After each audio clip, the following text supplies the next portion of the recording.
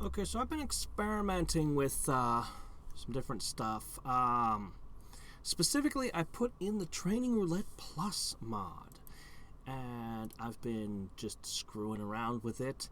And I just want to talk a little bit about it. So there's okay. Well, let's just go directly into it because it's way weirder than I expected. Like way weirder. So here's a good example. All right, this medic here. No, not the loadout. I meant the ability mods. Okay, so not gene mods, ability mods. Okay. So to start with, straight off, okay, you can see everything's been rouletted, but it's so. For example, field medic here, it's been modified. It gives you +1 movement, and it gives you the perk paramedic as well. So, in addition to all the things field medic normally did, the paramedic trait was somewhere around here. I never took it. It lets you heal. Yeah, once per turn you can use a medkit without spending an action. And they stuck that in as a freebie. So is the movement point. So medics just move faster and can use a medkit once per round as a free action, which is amazing. But it's not all upside. So I can see why a lot of long war players hate training roulette. I mean, you know, I always did my medics as Overwatch builds, and you can already see that there's yeah, in this case, this one can actually support that build. I can't tell. I think the stats have been somewhat altered. More of your stat points are on the thing, but when you look at some of the other classes, you can see like builds that you'd want to do just are missing, like the way the abilities stack up. But we kind of knew that was going to happen. But when I say it's stranger, I mean, you might already notice some weird shit on here, but let me get into some of the weirdness. So here my gunner has Mayhem, right? And Mayhem was one of these long war abilities that did different things for different classes. Okay, fair enough. Like, they had a limited number of traits, and they kind of wedged a lot of abilities onto single traits because they just had a limited number of, traits they could give people. So, for more variety. Well, they're even more customizable because you see Mayhem here. Hold up, because my sniper rolled Mayhem. And the sniper's Mayhem says -1 move, -1 hit point. Specific to the sniper class, there's a penalty to movement and hit points. And of course, then Mayhem is like freaking +4 to damage, which would have been amazing in combination with double tap, but they're on the same level, so you can't have it. There's actually some things that are set up so they never show up on the same level, but apparently not these. Dense smoke, in the case of the sniper, comes with a free bombard. I mean, that's actually tempting. Like, I would never consider dense smoke on a sniper. I mean, unless it was on a level that didn't have anything else good on it. But, I mean, come on. Snipers. They don't want smoke.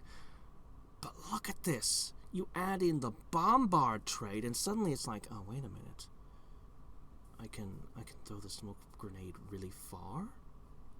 And that would apply to other things. And maybe I would carry a smoke grenade on a sniper then. And maybe... I don't know, depends on what else goes with it. Look, low profile, comes with a movement boost of all things on the sniper. Like, there's hollow targeting on a sniper, random defense boosts, just everything is... And look at the steadfast comes with defense penalty. You get a hit point and will.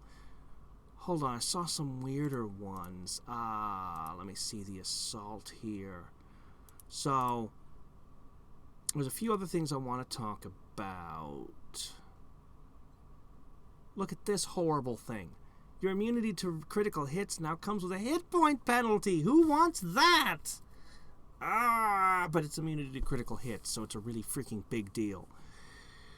These randomized traits are going to apply to the mech classes, but there's two other weird-ass things I have to talk about with this mod.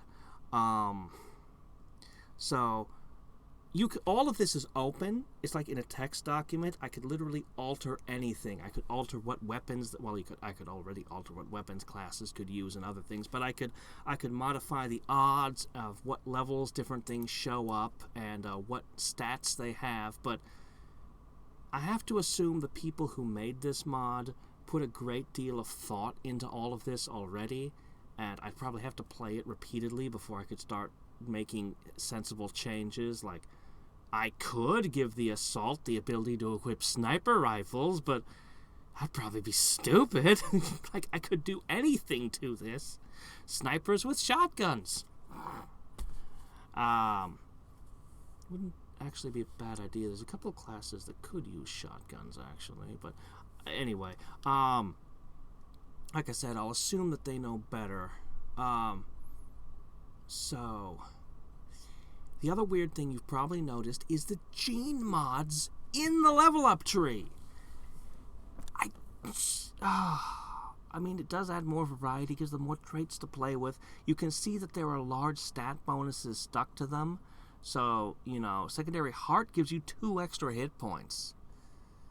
I mean, I'd rather have extra conditioning, but, you know, still. It adds more variety and, if anything, more chaos to all of this. And you can see them all over the place. I'm sure some of you noticed while I was talking that there was, weird shit going on.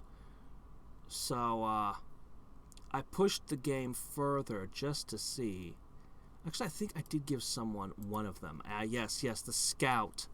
I looked at his abilities and was like, tactical senses, okay. High ground, well, I mean, if I could build around that. There's a squad. Wait a minute. +2 hit points on the scout? I mean, the regen's nice too, but +2 hit points on the scout? Yes, please. I would take that. Look at this. This comes packaged with... Look, you could have revive on a scout packed with field surgeon. It's interesting. I don't think I'd take it over the other options. Lock and load. One thing, I don't know what the odds are. On his case, it's spawned, but I might go out of my way to make sure close combat specialist were always on level 1 set, because to me that's so critical. You could have concealed assaults. Oh man, I just love this. But every single character is going to be unique. Every single character would be irreplaceable, because you'll have to think about every single one of their builds. You'll probably have to name them all and be very careful to tell who's who, because you could have 4 different assaults and they'd all be completely different characters with different specializations. Like, this would just make such a tactically deep and fascinating game if you could wrap your head around the sheer volume of... I had how many? 50 soldiers in the previous game? So there's 2 other weird things to talk about. So, gene mods are on the soldiers. So what the hell does the gene lab do? Well, the same thing it did before.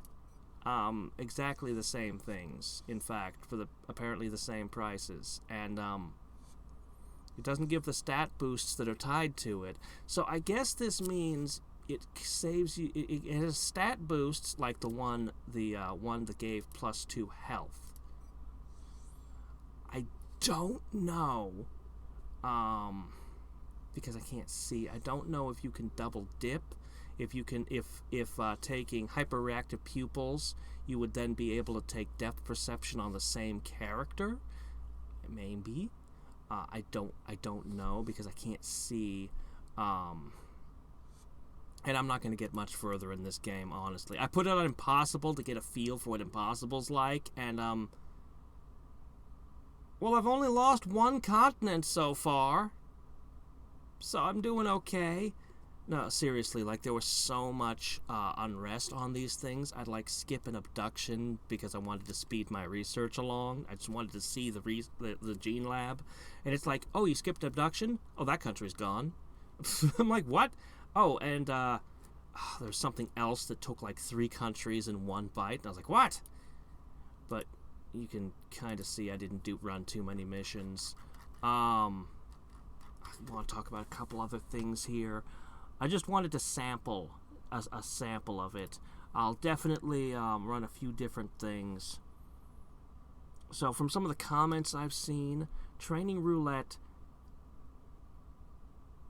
it's at times it's easier, but you'll have like some soldiers that are super soldiers and a lot of soldiers that aren't as good, and you'll find you're missing critical components, and I don't know, it's people complaining they lost the game all of a sudden because they didn't have key abilities. Oh, there was something really cool in here.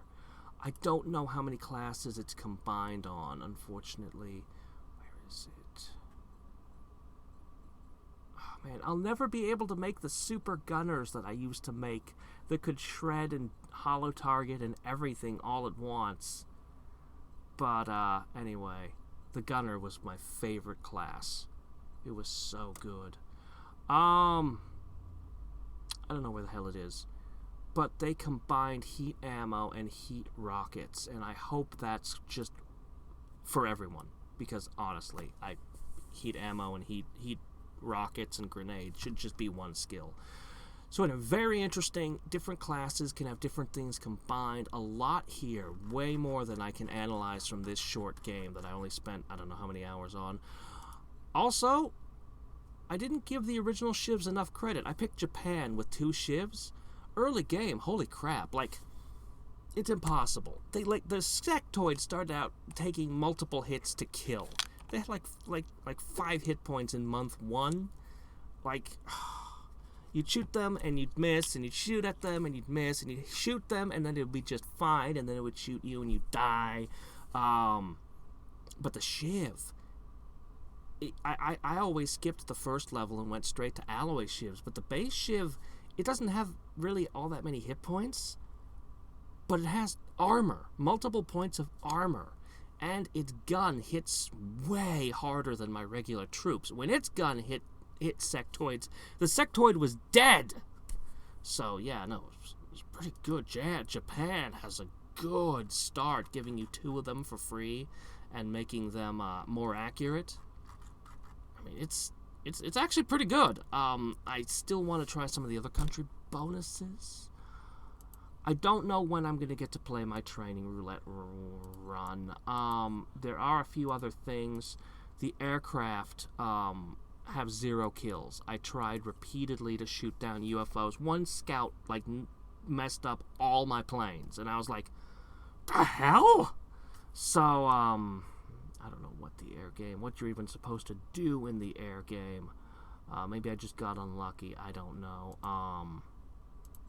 I don't know how people play on impossible. Seems pretty impossible from what I saw. Wow, I have negative money. You lost a lot of countries. The countries pay you like $17. You get $17. That's your payment. Really? Okay then. Impossible is brutal. I have a little bit better understanding of how the research works. Sticking around with things, I confirmed some of the stuff I was suspicious of. So it's not tied to how many months you are in the game or how much, stuff you've got. It's let me show you what I'm talking about. The pending requests, the requests. Sectoid corpses don't come up till you I took xenobiology and boom, they started asking, and then other things didn't show up as requests. It's based on your research. I'm certain, 100% positive it's based on research now. So I probably want to use shivs. There's a few things. I didn't set my second wave options properly. I'll definitely put on things like Commander's Choice. There's a couple other mods I want to include. I considered the graphical mods, but decided against those. But I'm fairly certain I want a line of sight indicators. That's the XCOM 2 thing where you can see it's a line of sight indicator. You know what it does, okay? And here, hold on. I don't know when I'm ever going to get to play this. At some point I must, though. I'm so curious to try one of these. Okay, so line of sight indicators, it's a mod, and VR training. I'm fairly confident I want this one. This one I think should have been in the base game. Look at this. So, basically all your soldiers get 1 point of XP a day, which would take more than 3 months to reach level 2. From rookie, to just get through the rookie level. But then, as you build the officer training school, they get better. And this, eventually, if assuming you have everything, so late game, that's 7, 8, 9, 10, 11 a day. So, you could hire a rookie and they'd reach level 1 in 10 days upon arrival. It's not going to help your high-level troops much because the XP is too slow. But the low-level troops, you can bring them in, and they'll get a couple of levels under their belt before, assuming you just let them sit around for a bit. It's kind of like what the gym did in the XCOM files, which I was a huge fan of because, man, sending rookies into battle late game is just the worst. The game is just not built for rookies late game. Like, okay, I have 3 hit points and can't hit anything. Oh, look, it's a sectopod. I think I'll just panic. Oh, man, the panics in this mode. I had my entire squad pull up in one of the missions. Nobody was hit by anything, and then one of the aliens managed to mind fray one guy for 1 damage, and I watched the entire squad, panic. And then I lost the mission and lost the squad, and I had more troops that I was looking at that had, just to see their training roulettes come up, but, yeah, I'll have to play very carefully.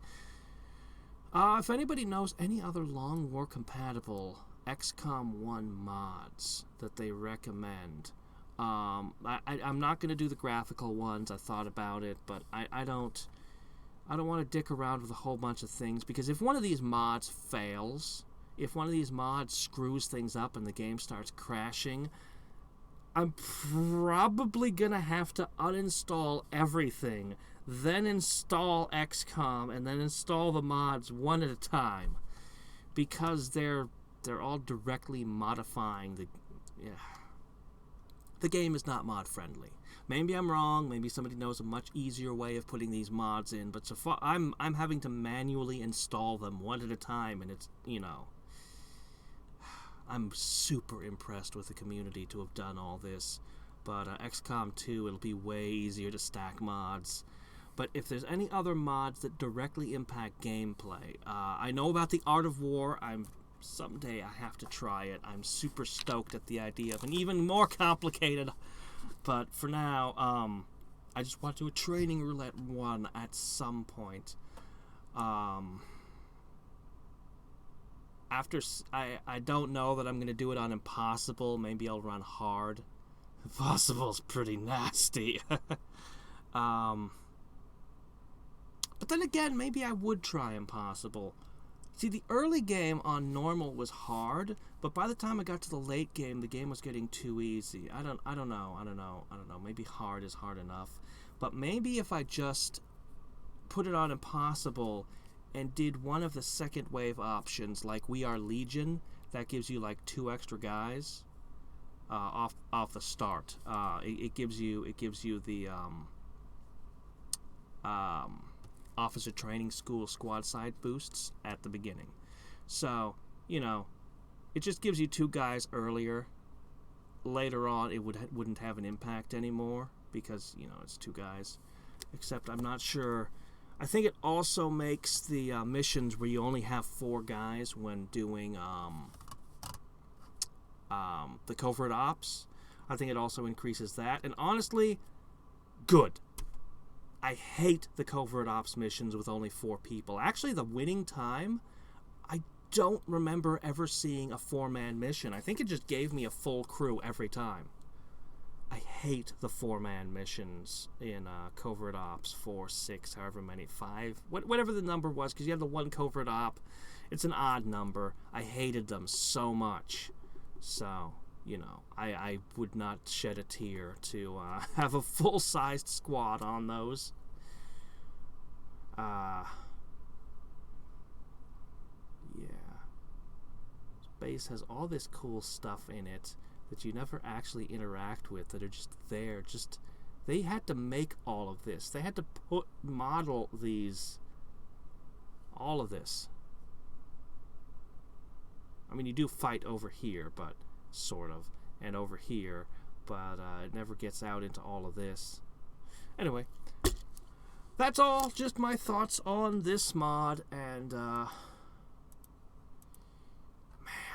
it's so cool, man. I love the Long War mod, and it adds so much, and then all of this stuff is so freaking cool.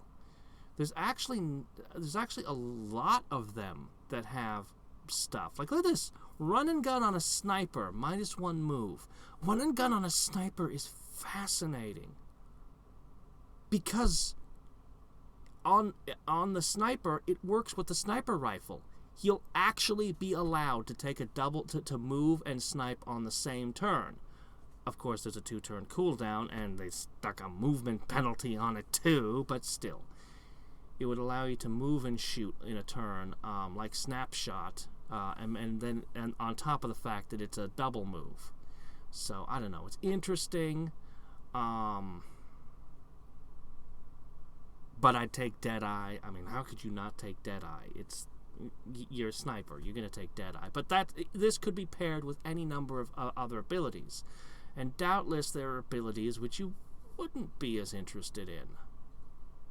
Muscle fiber density. Hey, +2 movement. That makes a lot of sense if you have superhuman legs. That actually makes a lot of sense. But, I mean, of course, I'd want extra conditioning. It looks to me like by default... Whoa. Hold on a sec. Savior. You could be a total medic scout. Which is interesting. I mean, a medic scout is cool. But it looks to me like extra conditioning always shows up as a max tier ability. Well, that's how they had it in the base game as well. Oh, wait.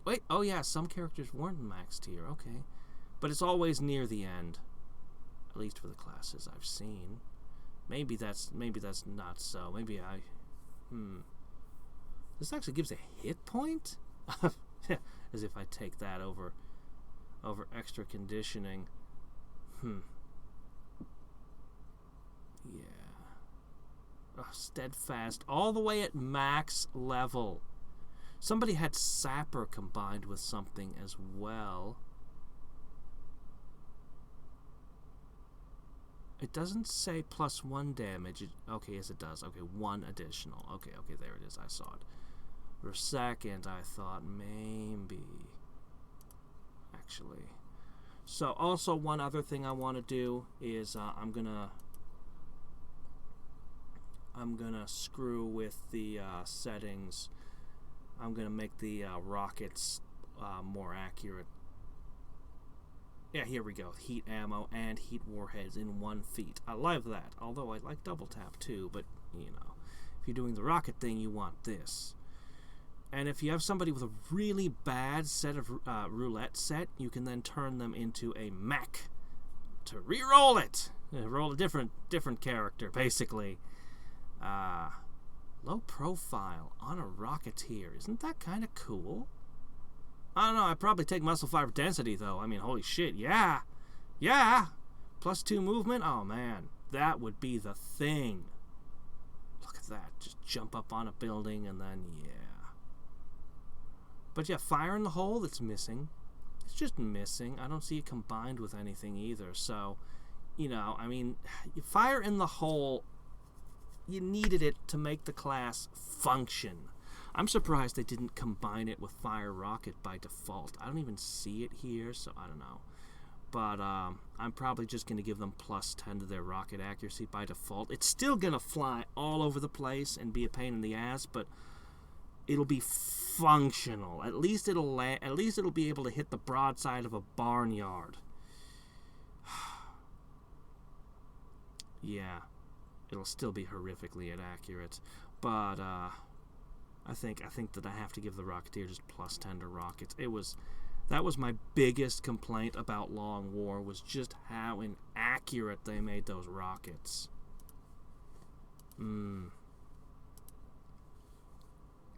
So you can kind of see the write-up here. Okay, it doesn't really say anything, but that's fine.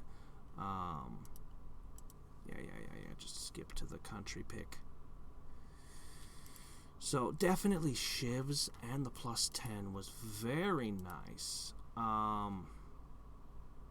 You could really use shivs all game. I mean, they're just good. Nobody's mussed with the starting money, except of course for Mexico. I don't know. I'm still thinking Jungle Scouts are a dynamite opening. I mean, maybe that would be enough by itself. But then, of course, I want to try them all. To be honest, I just want to try them all. I might keep coming back to this one. This one's either really good or... No, it's got to be really good. I don't... The fulfilled requests, additional defense, and the intel scans, I mean, those are okay. But just country item requests, you're going to get more scientists and more engineers. And that's just good. I don't know. I also kind of like the African country that gives you +1 to everyone's hit points, or the one that gives +1 to everyone's movement. Like, those both sound good as well. Anyway, those are my thoughts. That's all. Bye.